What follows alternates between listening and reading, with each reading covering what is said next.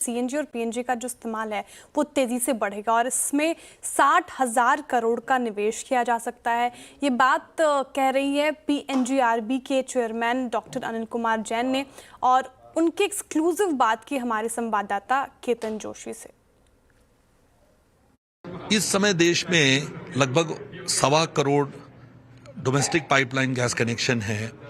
हम लोगों ने जो लाइसेंसेज आवंटित किए हैं पूरे देश में, उसके हिसाब से सन 2030 तक हमें उम्मीद है कि 12 करोड़ डोमेस्टिक कनेक्शन हो जाएंगे।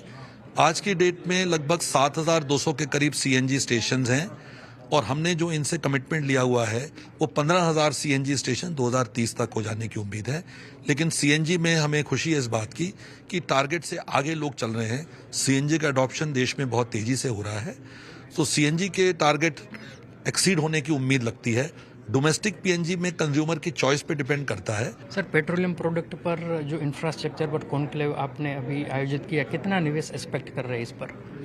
इस समय देश में लगभग 10,000 किलोमीटर की पाइपलाइन बिछाने के अधिकार हमने आवंटित किए हुए हैं। ज़्यादातर गेल के पास हैं, दूसरी कंपनियों के पास हैं। तो उसमें हमें उम्मीद है कि 2030 तक लगभग 30,000 करोड़ रुपए का उसमें इन्वेस्टमेंट आएगा।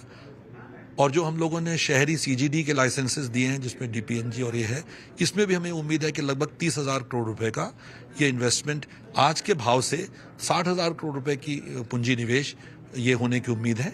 इसके साथ साथ जो सेकेंडरी इन्वेस्टमेंट होती है, लोग अपने जब सीएनजी लेते, पीएनजी गैस लेते हैं, एलएनजी लेते हैं, तो अपने यहाँ इन्वेस्टमेंट करते हैं उसको कंज्यूम करने के लिए, बर्नर्स, स्टोरेज के लिए, इसके परिवहन के लिए जो इन्वेस्टमेंट होती है, एलएनजी के अलग ट्रक्स आते हैं, एलएनजी की फ्यूलिंग के लिए व्यवस्था, उसकी इन्वेस्टमेंट इसके अतिरिक्त होगी। जी, तो ये आप पीएनजीआरबी चेयरपर्सन से खास बातचीत सुन रहे थे।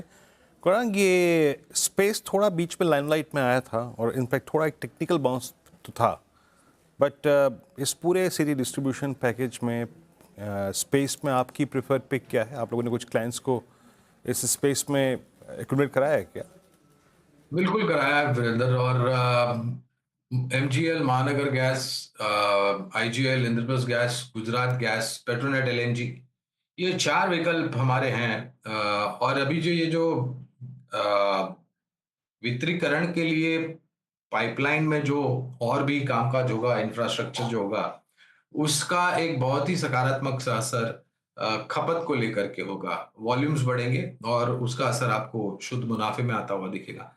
समय लगेगा, लेकिन एक सकारात्मक ढांचा खड़ा करने की प्रयास हो रहा है। ओके।